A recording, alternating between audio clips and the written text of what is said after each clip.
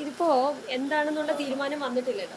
അത് AICC എന്നുള്ള ഒരു തീരുമാനം വന്നാൽ മാത്രമേ അതിനകത്ത് നമുക്കൊരു കൺഫർമേഷൻ പറയാൻ പറ്റുള്ളൂ. അതുകൊണ്ട് വെയിറ്റ് ചെയ്യാണ്. മത്സരിക്കാൻ പറഞ്ഞാൽ മത്സരിക്കും, ഇല്ലെങ്കിൽ ഇല്ല.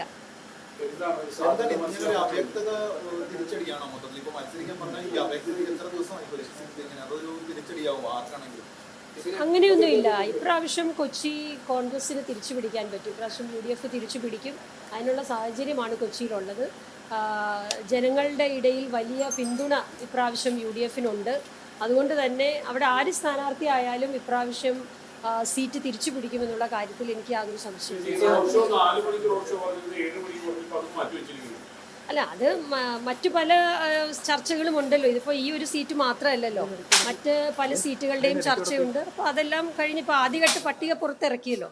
രണ്ടാം ഘട്ട പട്ടിക പുറത്തിറങ്ങട്ടെ.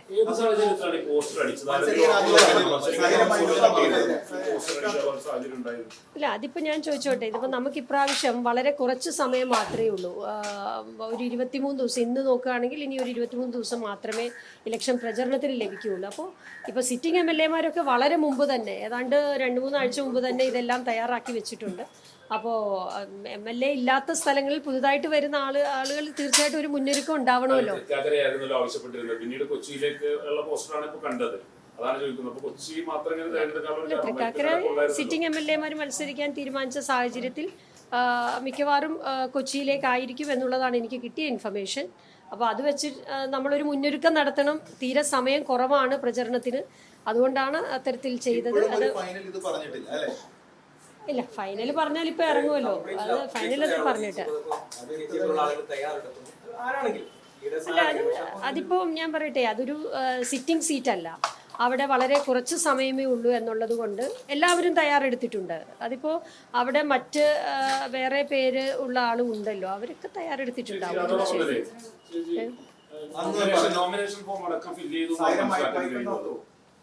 അല്ല, നോമിനേഷൻ ഇപ്പോൾ 23-ാം തീയതി വരെയാണ് നോമിനേഷൻ കൊടുക്കാനുള്ള സമയം. അതിൽ ഒരു ഞായറാഴ്ച വരുന്നുണ്ട്, പിന്നുള്ളത് 2-3 ദിവസമാണ്.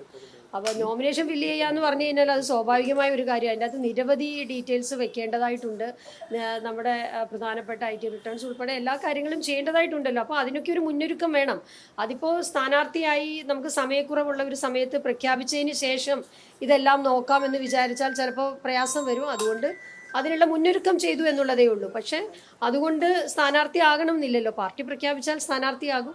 അപ്പോൾ ഇതൊക്കെ നമ്മുടെ ബാക്കിയുള്ള ബാക്ക്ഗ്രൗണ്ട് മെറ്റീരിയൽ വർക്കൊക്കെ റെഡിയാണെങ്കിൽ ഉടനടി പ്രചരണത്തിലേക്ക് കടക്കാം എന്നുള്ളത് കൊണ്ട് ചെയ്തു എന്നുള്ളതേ ഉള്ളൂ. അതിനെക്കുറിച്ച് എനിക്ക് വ്യക്തമായ ധാരണയില്ല. കാരണം അത് പറയേണ്ടത് AICC ആണ്. അവിടെ ചർച്ച നടക്കുകയാണ്. ഏറ്റവും മുതിർന്ന നേതാക്കളാണ് അവിടെ ചർച്ചയിലിരിക്കുന്നത്.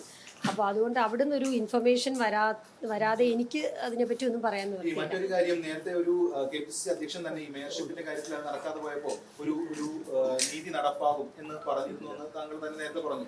ആ നീതി ഇപ്പോഴും നടപ്പാകും എന്ന പ്രതീക്ഷയിൽ തന്നെയാണോ നീതി മുന്നോട്ട് പോകുന്നത്? അത് KPCC പ്രസിഡന്റ് പറഞ്ഞെങ്കിൽ അദ്ദേഹം തന്നെയാണല്ലോ അതിന് മറുപടി പറയേണ്ടത്, ഞാനല്ലല്ലോ പറയേണ്ടത്. താങ്കളാണെന്ന് പറഞ്ഞത് ഇങ്ങനെ ആ ഒരു നീതി നടപ്പാകും, ജസ്റ്റിസ് നടപ്പാകും എന്ന് ഒരു ഉറപ്പ് അന്ന് തന്നിട്ടുണ്ടോ?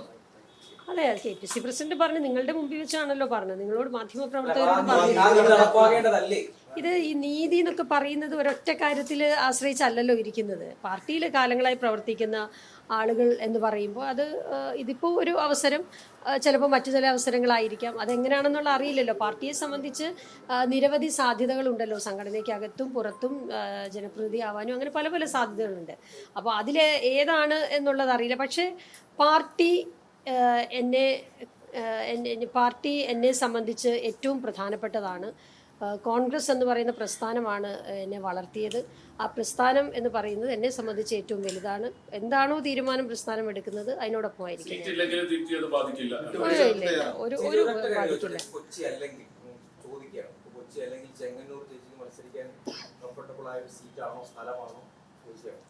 അങ്ങനെ ഒന്നും എന്നോട് ഇത് ഒരു ചോദ്യം വന്നിട്ടില്ല. അങ്ങനെ പാർട്ടി ചോദിക്കുകയാണെങ്കിൽ അപ്പോഴല്ലേ നമുക്ക് ആലോചിക്കാൻ പറ്റുള്ളൂ. എന്തായാലും സംബന്ധിച്ചിടത്തോളം ഒരു സീറ്റ് നേരത്തെ തന്നെ നേതാക്കൾ ഓഫർ ചെയ്തിരുന്നതാണ്. കാരണം കൊച്ചി മേയറിന്റെ സ്ഥാനത്തേക്ക് വരുന്നു, അവിടെ നിന്ന് അത് ലഭിക്കുന്നില്ല. ആ സമയത്ത് തന്നെ പറഞ്ഞതാണ് നിയമസഭയിലേക്ക് ഒരു സീറ്റ് ഉണ്ടാകും എന്നുള്ളത്. പല ഘട്ടങ്ങളിൽ ചേച്ചി എന്നത് പറയുകയും ചെയ്തിരുന്നു. ഇപ്പോൾ ഈ ഒരു അവസാന ഘട്ടത്തിൽ എന്താകുന്നു? അല്ല ഇതിപ്പോൾ പെട്ടെന്ന് ഇനിയിപ്പോൾ എന്ത് തോന്നാനാണ് ഞാൻ ഇപ്പോൾ അതൊക്കെ കഴിഞ്ഞു പോയല്ലോ, മേയറുടെ കാര്യമൊക്കെ കഴിഞ്ഞു പോയി. അതിന് ശേഷമാണല്ലോ KPCC പ്രസിഡന്റ് അങ്ങനെ പറഞ്ഞു, നിങ്ങൾ തന്നെ ചോദിച്ചത്. ഇനിയിപ്പോൾ എന്താണെന്നുള്ള പാർട്ടി തീരുമാനിക്കട്ടെ. പാർട്ടി പറയുന്നത് മത്സരിക്കില്ലെങ്കിൽ വേറെ പ്രശ്നങ്ങളില്ല. ഇല്ല, എന്ത് പ്രശ്നം? ഒരു പ്രശ്നവും ഇല്ല. UDF ജയിക്കും, ജനങ്ങൾ ജയിക്കും, UDF നയിക്കും. അല്ല, ഈ നിരന്തരം ഇങ്ങനെ ആവർത്തനം നേരിടേണ്ടി വരാൻ നേരത്തെ ഇതൊന്നും തോന്നുന്നില്ല.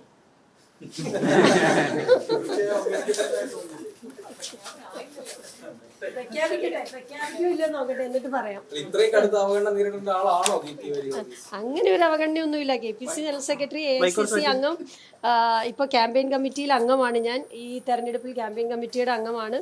അങ്ങനെ എത്രയോ പോസ്റ്റുകൾ പാർട്ടി തന്നിരിക്കുന്നു. പാർട്ടിയാണ് എൻ്റെ ശക്തി, അതിനപ്പുറം ഒന്നുമില്ല. അല്ല, പോസ്റ്റർ ഇപ്പൊ അടിക്കാതിരിക്കാൻ പറ്റൂ. ഇനിയിപ്പോ 23-ാം തീയതി നോമിനേഷൻ കൊടുക്കുന്നു, ഒരാഴ്ച 1.5 ആഴ്ച വർക്ക് ചെയ്യാൻ കിട്ടുള്ളൂ. അപ്പോൾ നമ്മളത് മുൻകൂട്ടി കണ്ട് വരികയാണെങ്കിൽ വേണമല്ലോ. തീർച്ചയായിട്ടും മുന്നൊരുക്കത്തിന്റെ ഭാഗമായിട്ടാണ് പാർട്ടിയിൽ നിന്ന് അങ്ങനെ ഒരു പോസിറ്റീവ് ഇത് വന്നതുകൊണ്ടാണ് അത് ചെയ്തതും. പക്ഷെ അതല്ല, മറിച്ചൊരു തീരുമാനം പാർട്ടിക്ക് എടുക്കേണ്ട സാഹചര്യം ഉണ്ടായാൽ അതിനനുസരിച്ച് നിൽക്കും. അതെ അതെ, അത്രയേ ഉള്ളൂ. സാധ്യതാ പട്ടികയിലുണ്ട്, അതെനിക്ക് ഉറപ്പാണ്. അതുകൊണ്ട് തന്നെയാണ് മുന്നൊരുക്കം ചെയ്തത്. ആ മുന്നൊരുക്കം ചെയ്തു എന്നുള്ളത് കൊണ്ട്, അതിന് പോസ്റ്ററിന് ഒരു ഡിസൈൻ ഉണ്ടാക്കി എന്നുള്ളത് കൊണ്ട് അതിനർത്ഥം ഞാൻ ആ മത്സരം മറ്റൊരു രീതിയിലേക്ക് പോകുമെന്നല്ലല്ലോ. ഞാൻ UDFന്റെ ചിഹ്നമടിച്ച് ആണ് പോസ്റ്ററിന്റെ ഡിസൈൻ കൊടുത്തത്. അത് അങ്ങനെ ഒരു സാഹചര്യം ഉണ്ടാകുമെന്ന് വിചാരിച്ചു. ഇല്ല എങ്കിൽ അതിന് വേറെ പ്രശ്നമൊന്നുമില്ല.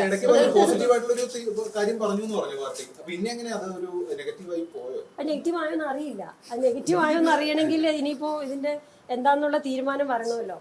അത് മീറ്റിംഗ് കഴിയട്ടെ.